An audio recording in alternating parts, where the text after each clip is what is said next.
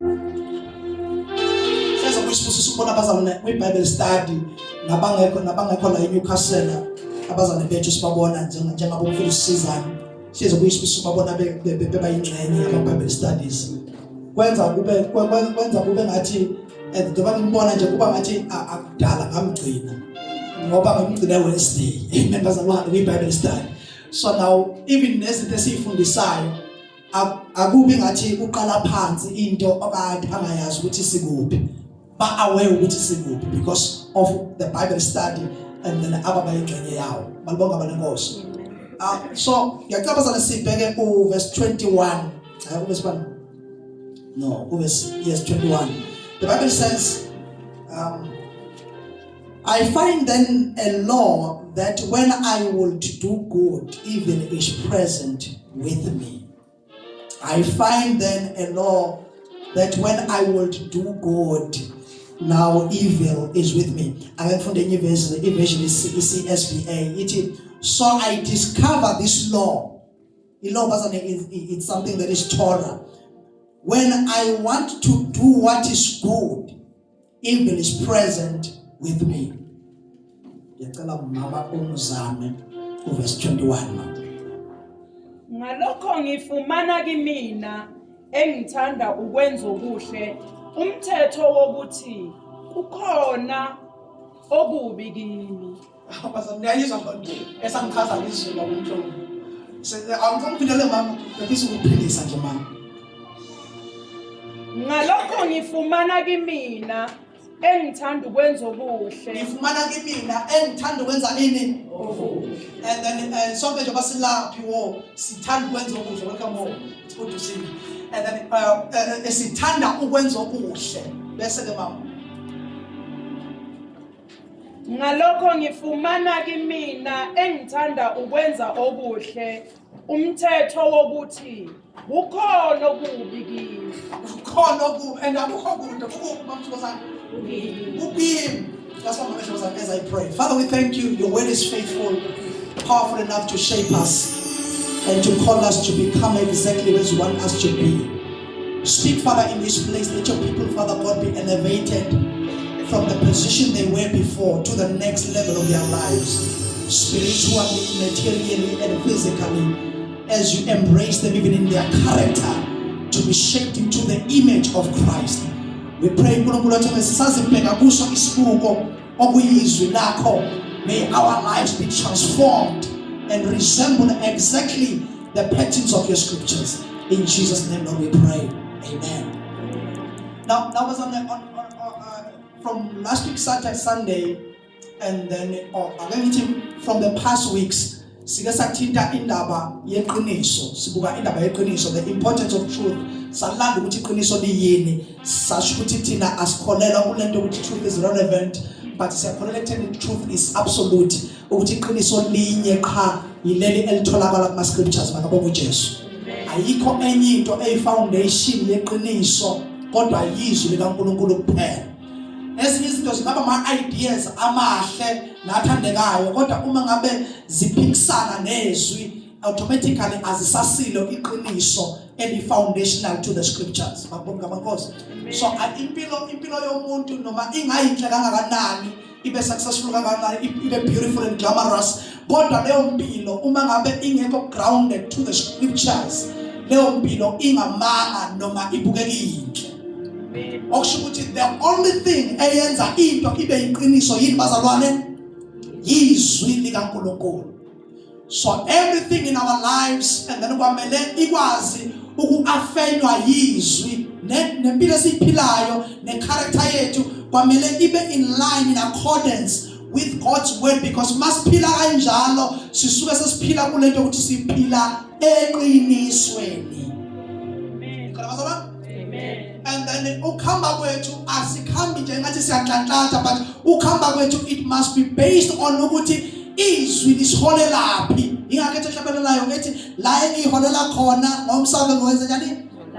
Because ngifuna ukuhamba uhambo lweqiniso nokuphila impilo yeqiniso, nenkambo yami igcwala iqiniso elithi iBhayibheli nenkalo zenu ziboshwe ngani bazalwane? Ngeqiniso. iBhayibheli lithi ke izwi likaNkulunkulu is truthful and is faithful. Izwi kuphela that emanates iqiniso only. Yonke impilo ekhona uma ngabe ingekho founded ezwini, leyo mpilo noma ingayinhle kodwa ingamanga without the foundation of the word of God. Ngiyabazalwane, okushuthi yonke into nento oyiqalayo njengomzalwane akumele uyiqale umshiye ngemuva uNkulunkulu. Kwamele mawuqala into, yonke into oyenzayo kube ukuthi ayiphikisani nemibhalo, ukuze into oqhubeka nayo yenza uqhubeke nayo iseqinisweni, ine foundation. I-foundation okuyini bazalwane? Yizwi, iqiniso likaNkulunkulu. Ikhona manje. Ngoba nje umakhelwane wakho, umuntu umakhelwane asiliphili iqiniso. Kuhle ukukhuluma kodwa it's another thing ukuliphila and walk in truth and resemble truth until wena uze u-identify njengomuntu oneqiniso. Ubabona bakhulunywa ngomuntu ukuthi wenza ukuthi nokuthi kube nalento ukuthi kubona abantu abathi hayi ngeke usibale, because asikwazi uma-associate naleyo nto masibheka iphethini yempilo yakhe igcwele iqiniso, akakwazi ukuba ingxenye yaleyo. Why? Because you have built a reputation yokuphila eqinisweni. Hallelujah. Kwenza ukuthi noma kuthiwa-ke usungilekile kodwa sisho sithi it's not constant with his character. Ayikho consistent with his character lento ayenzile, okusho ukuthi kwenzeke ini iphutha. Kube khona imambane ethi bayenze something sithi hayi phela kuyafana, because asikaze simfike eqinisweni vele. And the character, you build a reputation a constant. Abazali bami eyenza ukuthi noma ungashongo lutho kodwa sikwazi ukukhulunyelwa yi-persistence, the constancy yempilo iphilayo ukuthi lento iyafana nawe noma ifani nawe. Ngikho abazali kwesisikhathi asidingi ukuthi usichazele ukuthi awukwenzanga noma ukwenzile. Sidinga ukubheka iphethini yempilo yakho. Iphethini yempilo yakho iyakhulumela iyodwa.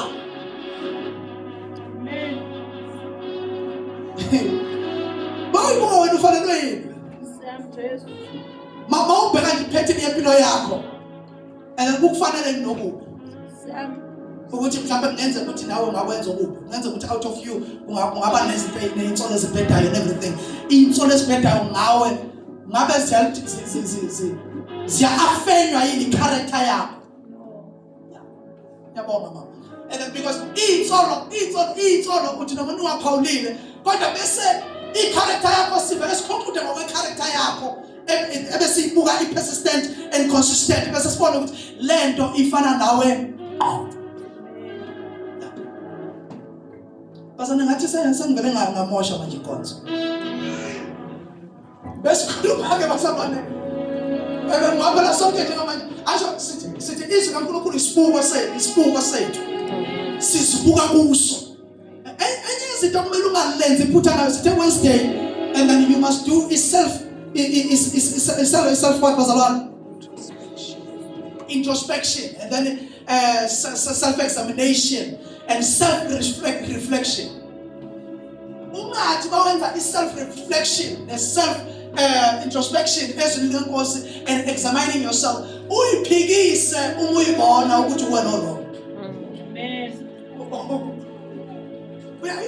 Akasisho kanje ngoba sesonto sebandleni seKalvari kuhle kumnandi nje. Akasibazalwane enye izinto ebuhlungu ukuthi kulula ukuthi uqanjelwe amanga, and then ungcono uqanjelwe, angithi ungcono uqanjelwe amanga and then bese waphikisa. Kodwa kungenye into ukuthi wena uqamba amanga bese wakholwa. It's another situation uma ukuthi wena uzokhuluma into eliphutha bese sithi masikulandela ngayo sithola ukuthi uyayikholwa lento futhi ukuthi iyiqiniso. Ngikho ukwambona umuntu onjalo umuntu okhuluma into engamanga kodwa mawuthi amlandela ubona ukuthi le reality kuye uyayikholwa le. So now I'm trying to go to this thing ukuthi mawenza i-self introspection, wenza i-self examination, wenza i-self reflection, ungathi mawubona u-wrong kuwe ube ungabi honest nawe uthi akumina ke lo wena. The first step to growth is realizing ukuthi ngi-wrong la, ngi-right la, ngi-better la, ngi-weak la, ngi-strong la, ngidinga usizo la. If you don't realize that, kusho ukuthi uyakholwa amanga owaphilayo. Hallelujah, bazalwane. Amen. Ungqondo lapho usasiphikisa kodwa kungenye into mawusuyiphikisa kwanawe usuyibona ukuthi wrong. Yeah. Uyibuza hayi mina. Awukahle wena. Wamanye umuntu esibukweni wayibuka esebuka hayi ngakumina wena. So izwi likaNkulunkulu lifika libe isibuko kithi bese siyibheka kulona. Ungathi mawulibheka ezweni bese uthi hayi akumina. Hayi I'm right now. I'm right. No, wena engathi uyibuka uyabona ukuthi hey angikho right la. Lungisa la ungekho right khona. Awu angigcobanga la. And then, lungisa, do not convince yourself. Get them about. Zibuke. Admit. Laurong con. Ulungisa. Abe psychology, ngoba nga-19 psychology kancane ngo 2009. Ifunda psychology. And then psychology ukuze bazosolva inkinga yakho kwamele bathole inkinga qala umsuka wayo. They must find umsuka wenkinga abaveli behlala enkingeni. They go back to trace ukuthi le nkinga iqalwe yini, because noma ungadila nenkinga kodwa ungadilanga nokuthi iqhamuka, the problem will emanate again, will keep on showing up. So now self introspection, the self examination, exists like to identify the sources of your problem, so that you can change. I'm full of shumela kakhulu ngama miracles kodwa i-character yethu ingawakhombisi amandla ama miracles ukuthi impilo yethu ayinabo miracle beshintsha. We love miracles and we believe in miracles and power and signs and wonders. But usiza ukuhamba ngamandla kodwa impilo yethu ibisele ngemuva ingeke libone izulu likaNkulunkulu osazana emangaliso. Umangaliso wokuqala amazulu awubukayo mhla usindiswa ukusindiswa kwakukwamukela uJesu ukuthi this is the greatest miracle. Now going forward, no mangaliso kwamele uqhubeke uthi bring change in your life. Noma shumayela ngamandla kodwa uma lelivangeli lingakakushintshi wena, it means nothing for wena.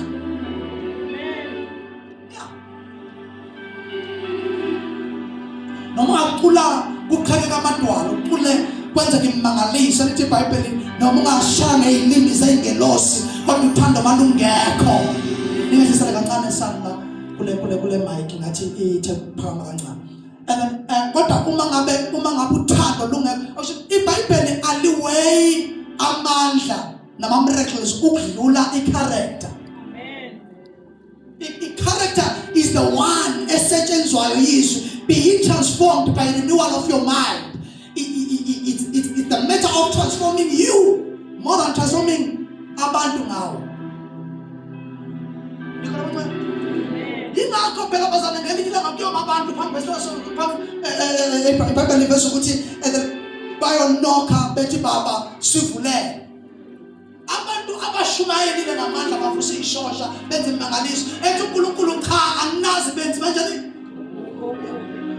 Bezama ukuyifakazela ngokuthi kahle sishumayele ngegama lakho, senze imangaliso ngegama lakho, savusa abafileyo ngegama, savusa ishosha ngegama lakho, ethi anginazi, because umuntu ngalo waziwa nge-changed life efike noJesu akaziwa ngama signs and wonders. Awubasana bamangazi noma nisekhona ungayenza imangaliso kodwa mhla ufike ekhaya urejecte imangaliso. Why? Because impilo yakho doesn't resemble the God of the miracles. Because understand ukuthi imangaliso nayo ayiveli kuwe, yenziwa uNkulunkulu, but uNkulunkulu ufuna ukudila nawe. Imangaliso akayenzi even nangomuntu ongakholwa. Yakhumbula imbongolo. Yakhuluma imbongolo.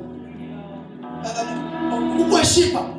Wathi uNkulunkulu mabethula laba amatsha azodumisa. So uNkulunkulu yonke lemisebenzi esiyenzayo, nalento engiyenzayo yokushumayela, uNkulunkulu angavusa omunye namhlanje eshumayele ngamandla. So it matters. It's not about what we can do. It's about transformation. If we can change to resemble Christ. Sifane naye. Enye bazana ngikhala ukuthi sishaqana kancane. Ile kuba ukuthi indaba yensindiso, it's a rich scheme. Yeah, it's a wealth scheme. Into ukuthi esesizophumelela. Sesizothola izinto ezinkulu, sesizothola imisebenzi, sesizophila nasemzimbeni. Abazana bami namkhumbula Lazarus no wafa, waphinde wavuka wavusa uJesu wasebesini. Amen. Waphinde wenze njani bazana Lazarus? Waphinde wafa. So uNkulunkulu akekho concerned. Akazi abazabanga understand naye. Akekho concerned about lezi zinto ziyadlula. Lento ukuthi uvukile and then it's just for uNkulunkulu eveza ubuNkulunkulu bakhe namandla akhe. Kodwa khona ukufa uzokudefile. Lento kuhlala ekuthenini mina ngiyagula emzimbeni so and then uNkulunkulu angibethembe ngene ayisekuyahlala ukukhonza ngenxa ukuthi ngiyagula emzimbeni. Lalela usivele nje. Yakwenza bazama kusho usivele sinjani? So manje uNkulunkulu is not focusing on the things ezidlulayo. He's focused on the things that are eternity. Hallelujah, bazalwane. Mina anginamoto, sikade ngifuna imoto, abangani bami sebaya-driver, anginamuzi, and all of that. And then lento yokukhonza ngathi ingithathela kude, wathi ngiyozama labazama khona. Vele lo Nkulunkulu esikhonzayo akusiwo uNkulunkulu weyimoto. Yakwazi ukudiscourage abazalwane, I'm sorry. And uNkulunkulu akusiwo uNkulunkulu weyimoto. He's not concerned about that. He's the God who is concerned about your soul. About you, the real you. Because imoto into nenabazane bami imoto uzophinde wenze njani? Uyishiya mhla sikhula lamabhukane ayosalema tuneni. Because ukuthi ubusiseke nemali nangeyimoto nangokubiza emihle, it doesn't equate you in a level yoba right noNkulunkulu. Mangabe impela imali benza be right ukuthi noNkulunkulu awabanga khona aba right. Abazane bami nikhona kancane. Njengoba ke makelwane. Hayi bamfundisi ngathi ke manje ke usephumile esandleni. Phumile esandleni manje. Uthi ngifuna ukuphuma impela mhla kushona. Ngoba bazalwane bami izinto ezidisconnected indisweni babukhwela. Yizinto uNkulunkulu angekho focused kuso. Hallelujah, bazalwane. Why did I not call and then ngase ngizamile mina ukulandela uJesu for a long time kodwa izinto zingalungi. Kanti uJesu kahle wathembisa ukulungisa izinto yini? Because uJesu ayithembisa ukulungisa wena. The purpose of Jesus coming into your life is to fix you, fix your character and shape you and save your life and give you life eternally. Inkinga ifocus yethu impilo yangapha nganeno kunempilo ephakade.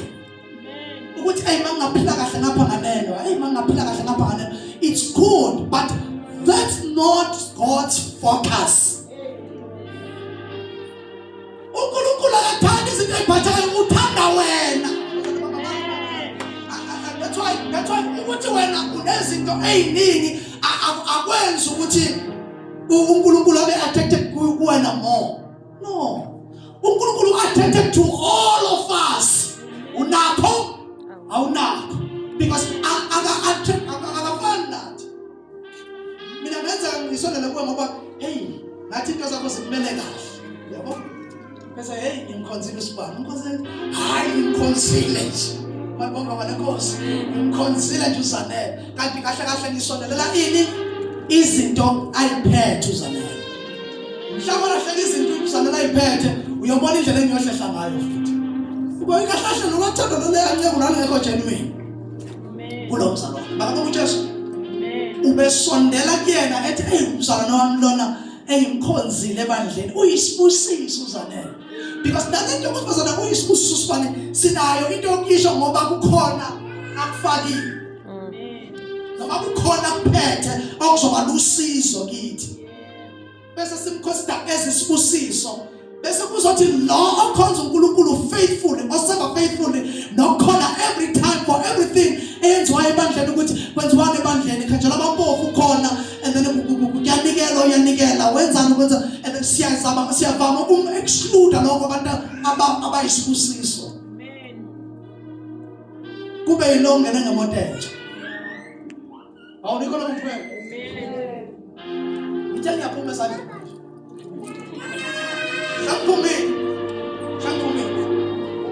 and then we tend to weigh people ngokuthi baphetheni bese siba consider ezisibusiso kanti uNkulunkulu akaconsider ukuthi baphetheni uconsider bona more than what they have in hand. Hallelujah. I-division ebandleni iqala kanjalo ukuthi obani abakwi-middle class obani abakwi-lower class obani abakwi-higher class bese kuqala i-divisions othola izo-middle class zindawonye njalo baphuma i-service ezikulower class nazo seziyazazi ezikulower class balimela abantwana benkosi basenqondweni already for the fact ukuthi u-accept ukuthi kulower class nje qonda yakho suthi kahle ususenzela affect leli bandla haleluya bazalwane ngoba liya-rejecta ukuthi I belong to these people ubelonga kulabo nalokho ukuthi kunegroupana ethi thina siyi-lower class bayiphele lona kunegrouphana lawa leya class all of us sile group ekuthiwa iyathanda uJesu haleluya sile group okuthiwa yibandla likaKristu akunamGreek akunamJuda no rich no poor no great no less but sile group ebizwa ukuthi libandla likabantu bazalwane sinibandla ubani uzongikhumbuza ukuthi ngiyongena nini kwi-scripture wena mfundisi now bazalwane uPaul nobhalayo la uPaul uthi so I discover this law ukuthi when I want to do what is good evil is present with me. Sakubona sikhuluma nge-temptation these days ukuthi there are limitations of temptations and then uthi njalo mangifuna ukwenza okuhle ngithole ukuthi nobubi bukhona kimi njalo mangifuna ukwenza okuhle because all of us sifuna ukwenza ini kodwa bese kuba ne-force ne-tension against good okuyi-evil and then siyakhumbula bazana ukuthi uNkulunkulu never created evil but evil emerged by ukuthi umuntu ebe disobedient in doing what God has said he should do and then evil ivela every time in the absence of goodness. Njalo umuntu mayesuka ekwenza nokuhle then evil emerges. In creation from day 1 to day 6 uNkulunkulu mayedala akakaze ayidale i-evil futhi akakaze adala into ebad. That's why in every day in his creation wayithi bayeqeda ebese ekhipha lamazwi ethi it is good.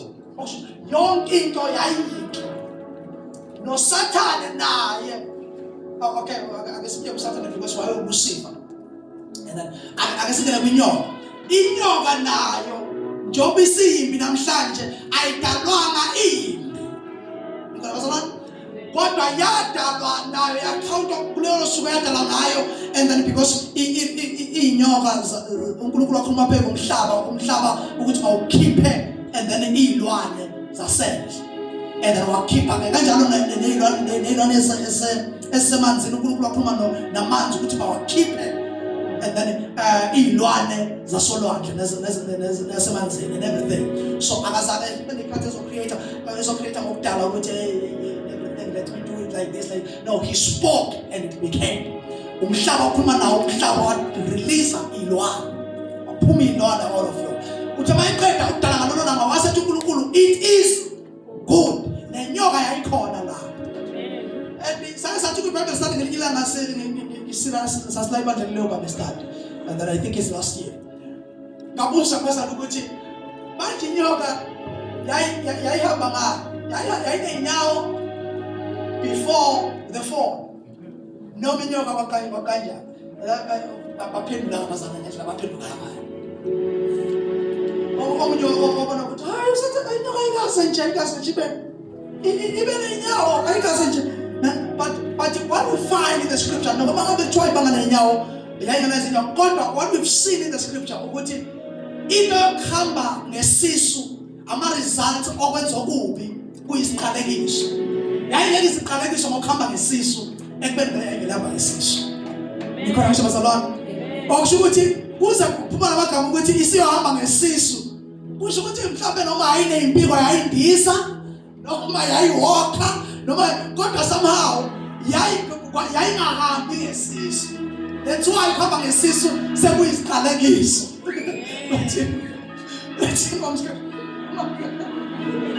Already bamsika usayifaka iy'nyawo. Mhlawumbe ihamba njengey'ngwenya mhlawumbe whatsoever or all that. But ke ukuhamba ngesisu kwangeke kuzobe ikhesi ukube yayivele ihamba ngesisu. But I'm trying to say it was good, and then ukuhamba kwangesisu nokudla udaka, it came because of doing bad things, coming in agreement with the devil. So ukuba in agreement with the devil kunama results, and in the few results abehlela ngokuba in agreement with the devil ashiya ama consequences that last longer. Hallelujah. Uyayibona nje inyoka namanje kunjani, asiyifuna la yambe khona. Hallelujah. Uthena kwiBhayibheli senzama ukubekisa ngayo uthi then ekuthiwa akhe yakhe inyoka yethusa uyibeke phezulu sathi nanti iBhayibheli ithini manje, yena lesingamfuni. Uthena mase kukhulunywa ngoJesu kwathiwa kwathiwa and then njengoMose nophakamisa inyoka ehlane kanjalo nentwana nomuntu kwamele iphakayise ithi and then siyayidlula sinyakele indaba yenyoka because kunama consequences ye-rejection eyawehlela just because of ukuba in agreement with the devil. Hallelujah. So now ke mzalwane asingadluli lapho kalula. Ukuvumelana noSathane in anything kunama consequences. Amen. Yeah. iBhayibheli liveza amanye ama consequences futhi abanye level kumuntu ovumelana noSathane waze wadayisa his soul to the devil. Akusekho ukubuyela emuva kulowo muntu. Wadayisa ngesoul yakhe to the devil. There is no returning back. Uyabona nje basiphila nabantu, kunabantu abangena ama-agreements adeep noSathane, and other aware about that. So now they make sure ukuthi bazama uku-influence a lot of people ngoba bona bayazi ukuthi indaba yabo vele siphelile. Yingakho kunabantu aba-influencer umhlaba negatively because they know the agreement that they have with the devil. It's an eternity, it's an eternal agreement. There is no coming out. Unkulunkulu uyakusiza ungahlangana empilweni yakho nomuntu one-agreement noSathane. Unkulunkulu akusiza because it's painful. They never tell you ukuthi ba in agreement with the devil. Ubona nje ngeyithelo ngokuhamba kwesikhathi. May God help us. Inasengena khona lento discernment. Because even in friendships, that's why the Bible do not be equally yoked. Khona abantu that you cannot be equally yoked. Akukhulunywa ngabantu abangasindisiwe lapho. And then ukukhulunywa ngabantu abane agreement neminye imibuso ekubeni ne-agreement nombuso kaNkulunkulu. Do not be equally yoked. Futhi basi-elevate leyo conversation kukhulunywa also nange-covenant of marriage. Ukuthi awukwazi ukuthi une-covenant noJesu bese uyoba ne-covenant nomuntu onama-covenants nabanye uNkulunkulu. Bikhona abantu abasha sazoshada bafowethu engathi ngaba in agreement with people abaku-agreement nani nikuyo. Hallelujah.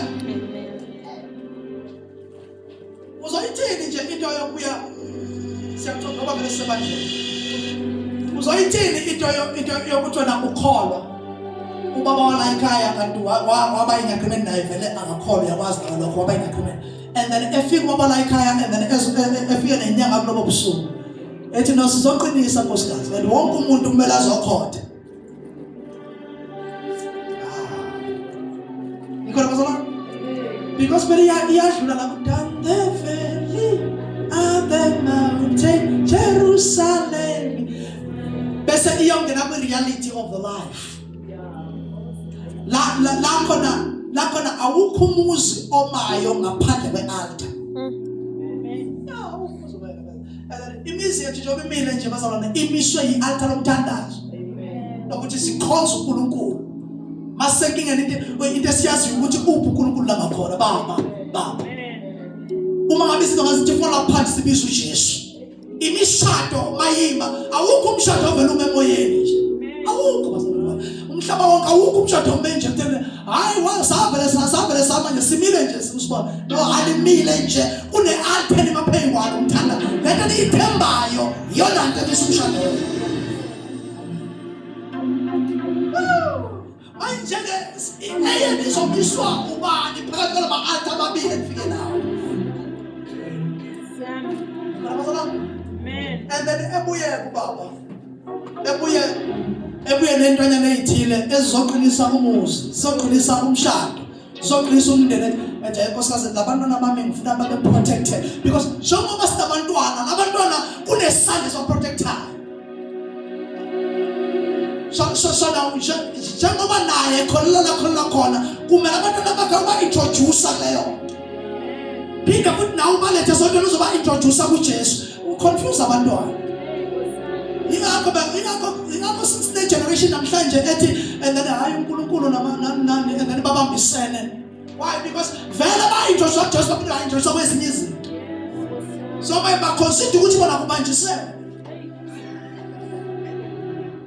Nikhona bazalwane? It goes a long way. It has to influence our decisions because our decisions as well will caught up with us for a long run.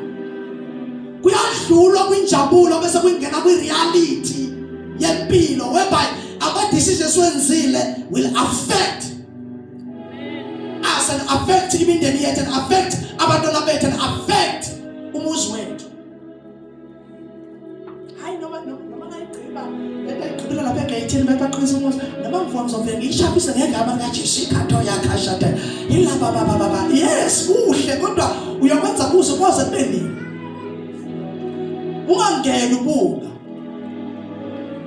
esesha kwandla hayi mfundisi and the Lord says akakholwa yena kodwa hayi mfundisi ngibona isimilo sakhe. Lalela isimilo esingenaJesu asinalo iqiniso.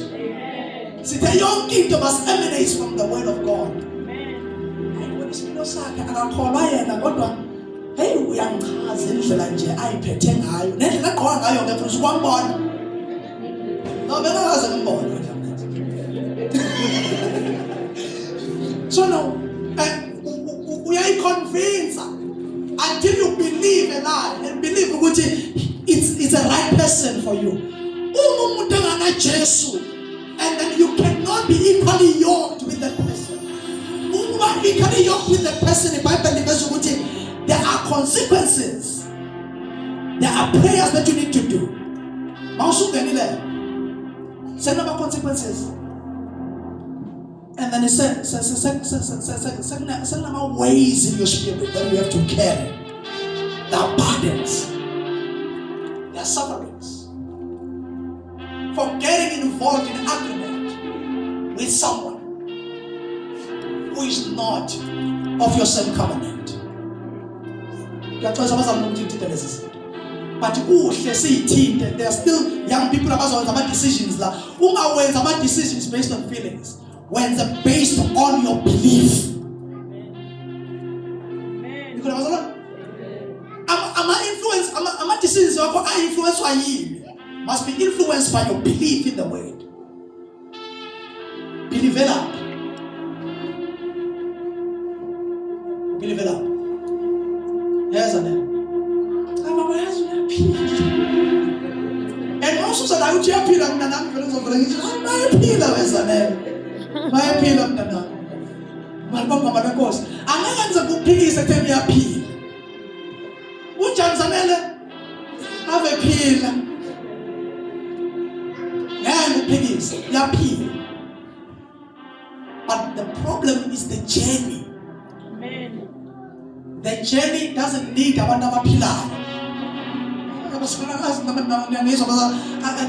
don't know Musa. This journey doesn't need a Musa. This journey, because no Musa Katana, this journey needs your belief in Christ.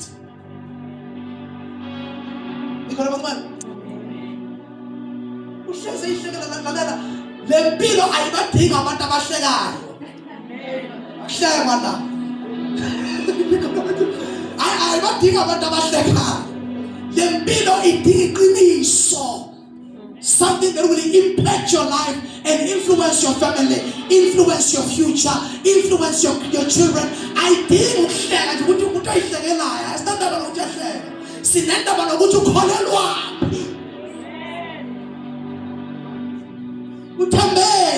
uma ngabe ama-storms aqeda ukuhleka ubalekela ukukhalela imhlese ukuhleka because noma engahleka kanjani kodwa kukhona isikhathi sokukhala mhlaya ekhala ukhalaphi because that changes everything. Ukhalelaphi mayekhala ubiza bani yiliphi igama lethembayo themba bakuba bangasekho noma uthemba uJesu themba umbesha noma uthemba uBuddha uthemba ulahanyana noma because kunesikhathi sokukhala noma umuntu anganomusakhala kodwa kunesikhathi esifikayo empilweni la khona kwamele ubalekele ethembeni lakho wakhuliswa ngani abantu bongama nenkosi ukhona nje bakhona abantu abazalwana akufuni wenza ama-decisions blindfolded. Do decisions with an open mind. Avulwe yizwi likaNkulunkulu. Asingathi sesikhonze kangaka bese masenza ama-decisions aserious ngempilo wenza ama-decisions okubhubha. Likhona manje singathi sihambe nawe ibanga elingaka sikhale mhla senze i-decision yakhe enkulu uthi awukodwa bakithi akubona insizwa mama engelinga ngasa sashathi senye ingane yethu dawo ezakhala lezi insizwa awuzathi awukodwa udadewethu kuzabe manje zikhala awukodwa udadewethu azikhaliswa nje ukuthi ukuthini zikhaliswa ukuthi kodwa ewazi wayifaka udade lapha because khona labo bambona khona lo mfana khona labo lebabona ngathi how God was wayifaka Amen. So now make a decision based on the word. Yazi bazana bami ukuthi masikhuluma kanje it's easy to say hayi umfundisi phela uyakhuluma nje angikhulumi nje I've got no time to waste. I'm serious because lento it's a life thing. Amen. Ama decisions empilo yakho now. Ungajabula for that day, for those few days. Kodwa mhla kufika isikhathi sokuphakasa amathemba la uyobona khona ukuthi uyayilokha heads. Amen. Kufika isigaba la khona licabana khona ubona ukuthi akusacabani nje thina la. Kodwa kucabana uNkulunkulu. Ikhona bazalwane. Phela lento suka itesta ngisho JJ wayitesta even nabangani bakho. nabangani bona ukuthi nihambe nabangani kodwa kufika isigaba lakhona nixabana khona ukuthi asabangi nje ungani la kodwa sekuxabana uNkulunkulu la amathemba manje asayabanga la. Ukubona ukuthi this is beyond physical, but these are the battle of gods. Hallelujah. Make sure when you make decision in life, God first. The word of God first. Let it influence your decision making. Hallelujah. Ukhona bro. Umuntu abangeke. Kuyindiyana njalo kana futhi. Kwanza nje. Uyikhonzela khona lento yabo yabo uyoba inkinga ngelina. Bakhona abantu basha. Hallelujah.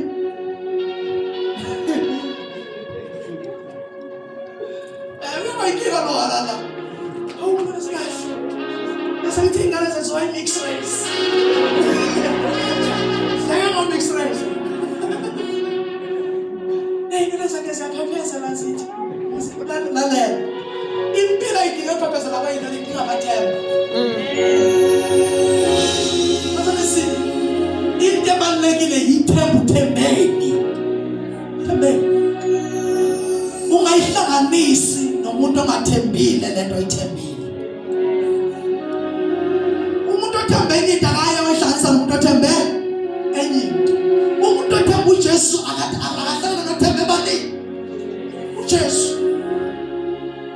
Yes, Papa. Kamu tu pernah orang susah ada nonton wena. Orang masih susah ada nonton. Mana mnene. Aku tinggal sama teman mnene mnene. Tinggal kita. Masa tu apa asbale ngoba napule. Lenda bani ngithi ngena kuyona. Ngibe ngiyabaleka. Ngibe ngiyaphuma sangena. But when I want to do what is good, evil is present. Here's the thing, brother. Most of us are they think ukuthi ngoba nakho yena uhleze ngamncane engathi udonseleka ekwenzeni izinto ezingekho God. When the temptations ithi ngifuna ukwenza okuhle bese kwakhona into efuna ungithemba. Ebese conclude ngokuthi shoot asiye into yami lento yenzileso. Lawo Paul lokhulumayo bazalwane. It's an apostle, founder of churches, writer of epistles. And then also indodana evuse even abafile. uPaul lo wahlangana noJesu eDamascus. Washaya unyazo uJesu wakhuluma naye uqobo. And then wambiza uJesu wambizela kuye completely. But uPaul wasana bayibhala uthi uma ngifuna ukwenza okuhle, the same Paul enkoda uzama ukuchaza biography yakhe. Uthi uma ngifuna ukwenza okuhle, evil is present. Ngizama ukuqinisa nawe wena ukuthi lento yensindiso shothi kahle kahle ayilungele. Namu Paul esifunda imibhalo kuyena, esifunda futhi even doctrine yezwi kuye, ne doctrine yokuhamba insindiso kuyena. But uthi every time when I want to do good, evil is present. Temptation, significant temptation. Temptation is present to everyone. Ungaze ukuthi hey mina kahle kahle shothi uNkulunkulu akanendaba nami because izilingo ave zingehlela every now and again. uPaul uthi nami awe ngiyakho nasukela last week nithi iBhayibheli nikhuluma about ilingo ezehlelayo ukuthi lezi ilingo ezehlelayo akuninanodwa enehlelwa izona, but even your brothers all over the world, it's a universal thing that ever attacks. Usathane into afuna ukuyenza uma ngabe ekwenza exalt ngeyinkinga ukuthi into ebhekene nazo nama challenges nama temptations ebhekene makhulu kunabani ufuna uku-isolate. Ukuthi uyibone wena engathi uspecial ndlela thizeni noma uyibone engathi awufanelekile bese uyi-isolate uba wedwa. Ubona ukuthi awu belong to the body of Christ ngoba izinto ezikwehlenayo zinkulu kunabo. The trick usathana ngayifaka eqondweni lakho is to think into obhekana nayo inkulu kuneyabanye. That's the enemy's ideas That's the enemy's tricky ways to put you in isolation. Njalo isitha masifuna ukunqoba ngomuntu siyam-isolate. So now once you are isolated, then you will be self-pity. Njalo masifuna nawe usukhuluma about this, mina vele this, mina vele that, mina vele this, and then you will be full of complaints because uyibona ungasabelongi kwi-level yabanye ngoba wehlelwe izinto ezinzima kunabo. And ungena ku-level lakho na uthi vele ngeke ngi-understand. Mina izinto ezingehlelayo zinkulu kunezinto ezingehlelayo. So you are isolated.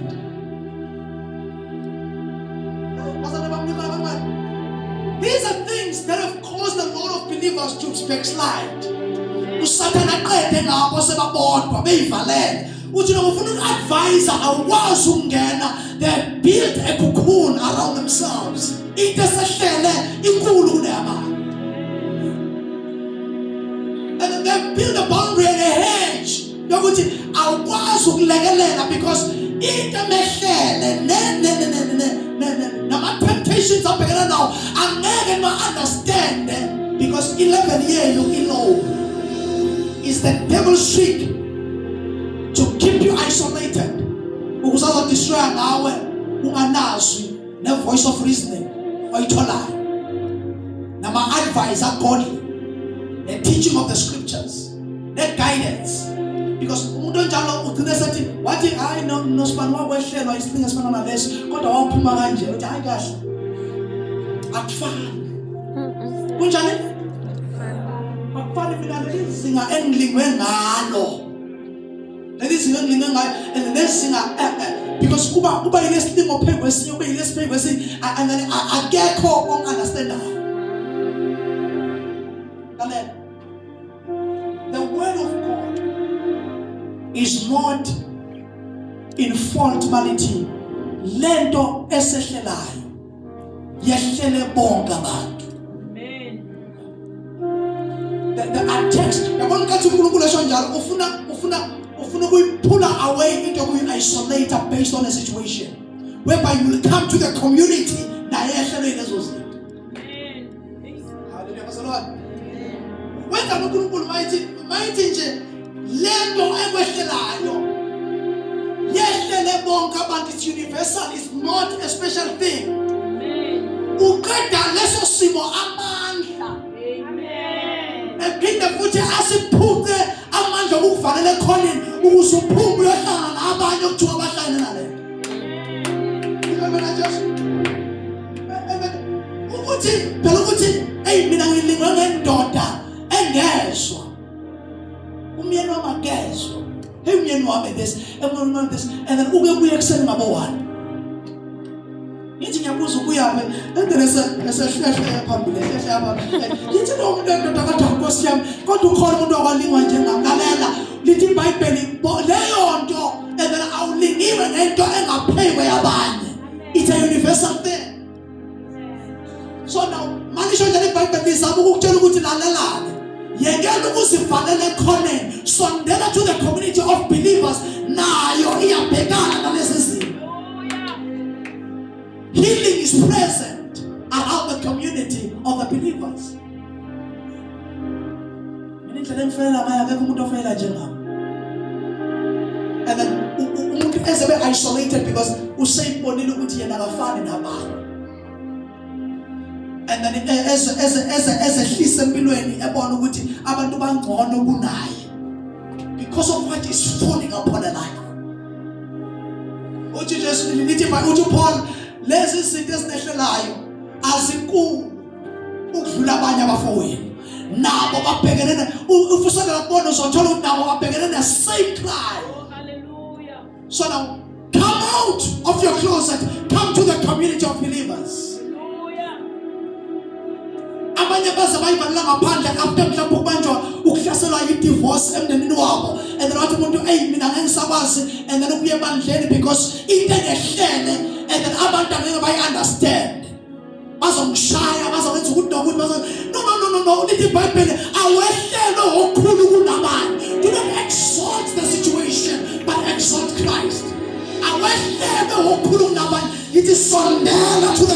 your believers. It's time to stand together. Only God is righteous. I succumb to the pain. You should not go scars. I should not go scars. Ubani jindota. I should not go scars. And then I found the corner. I bought which you are paying. The Bible. I went there. Okulu. Unabani. Come out of the closet. Come to the body of believers. Do not exalt the situation above God.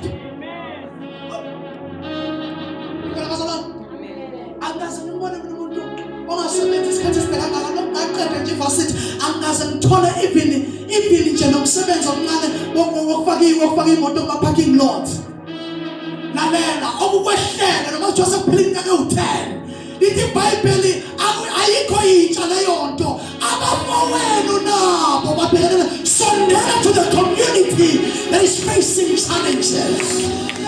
Hey, akadaya sithi bakhelwane sukuma same onqwehlele nathi ke sibeleke awubaza Nicola abancane Oswangulula mina ngijime ngani 7 yonke ithi kuno Jesu omkhulu kulesimo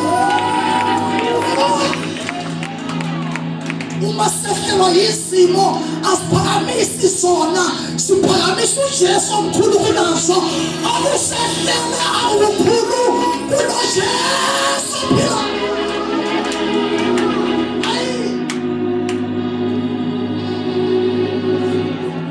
thina la kanjani ngane sayisanjela umpostoli and then opiyele enkosini kwaba ngathi okusehlele kukhulu kunaba kwaba ngathi kodwa mawuthi come to realize about no mana okusehlele akukukhulu ukudlula abafowethu the time we come out of the closet to God, no, we cannot put ourselves in the cocoon of our loss. Let's come out and face it.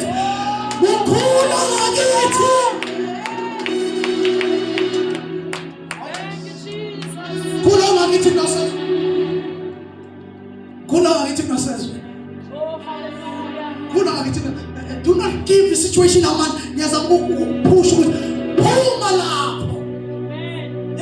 Situation a man sister push, sister depressed. Why? Because into a question of God, which let the Lord I want to cool. Good not just some cool. Good not just some cool. Hallelujah. Follow me, not follow me. Because God knows what I'm doing. Now let us all the band of our faith. Hallelujah. Uzowafika beshelwa leo. Amen. Ubafika betshela ukuthi lalela sazi lanje. Khulu ngakithi kunalokho kusehlela. Amen. Ufika abafelokazi abayibambe sebaze badala manje bayibambile bamkhonza uNkulunkulu. Bathi ukhulu uNkulunkulu kunene yasehlela. Yes amasikazi sinawo. Kodwa mkhulu uNkulunkulu namasikazi.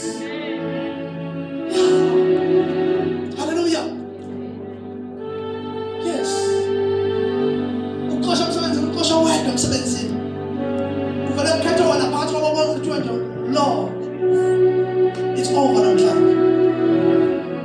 Ubuyele ekhaya ufuna ukuyomgeva la wedwa. Sikubuza kaweni mina usakukhola. Sikubuza ukuseva awusakwazi ukuseva.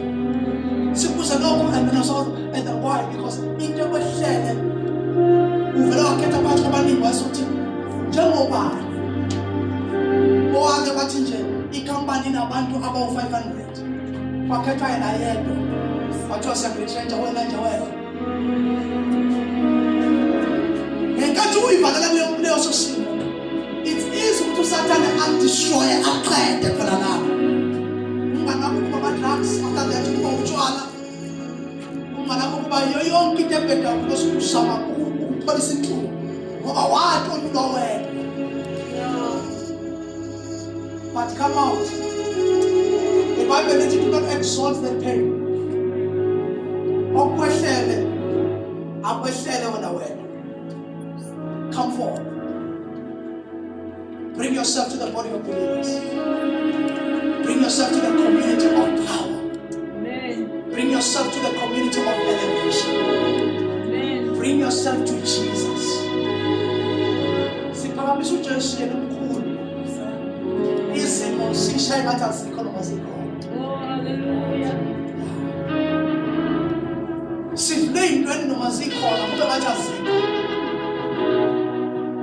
Kunezinto ezishaya indiva hayi ngoba zingasithini enyameni. Kodwa ukhulu ongakithi kunalezi zinto ezisithini. Every time when I do good, evil is present. Njalo angifuna ukwenza okuhle, okubi nakho kufuna ukuyiveza ngamandla. Ngenza njani uma ngabe ngifuna ukwenza okuhle, okubi nakho kufuna ukuyiveza ngamandla? Do I leave Jesus? No. But I keep fighting because that shows ukuthi kunembe khona kunisizwa. Ekhona ngaphakathi kuwe. Amen. As an individual. Uphawula uyaveza lokho kaningi ukuthi there is a battle in us between evil and good. Aphinda futhi aveze a battle between the flesh and the spirit. So kuwena nje yimpi oyoma nayo lena kuze kube sephelele. Amen. So ungadedeli insindiso ngenxa yempi nathi sonke sibhekene nayo. Amen. Hallelujah. Even your forefathers eBhayibhelini nabo, they were facing the same challenge. Awekho ama-heroes arekhodiwe la eBhayibhelini angakaze kuvezwe iside labo nakhona they were fighting against evil. Uthi uPaul mayesebhala ngelanga uthi ngineva enyameni. Uthi sembuyele ngathandaza baze babathathu. Lokho ngikhala into yodwa Nkosi susive enyameni. Akusho ukuthi kunento uPaul angasibhalelanga yona ngaye. Eyaziwa uyena noNkulunkulu i-weakness ethile. Ayekhala enkosini, Nkosi susa lento kimi. Nkosi ngilekelele kulento. Nkosi ngilekelele. Wathi uNkulunkulu lalela Paul umusa wami ukwanele. Hallelujah bazalwane. So now every heroes in the Bible, they've been in a battle as if it's a good fight of faith. Impi yokho. Even though evil is present, but I choose to believe. I choose to trust God through everything. I choose to exalt Christ through every pain.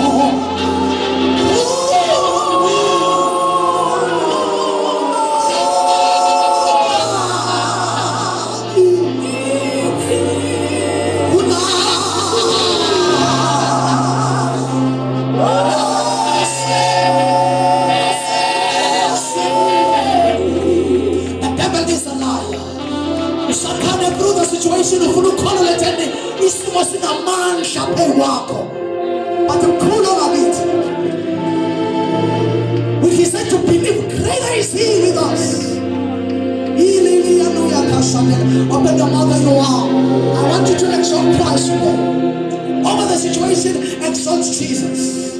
Awuphakamisa uJesu lapho khona. Njalo ukuthi thembe kuwe wena omkhululezile. Dwala laphakathi. Wena ongahluleki ngibheke kuwe. Yala baba bakhoshata. Above the situation, elevate Jesus. Iya kushatela liyaba. Nasuka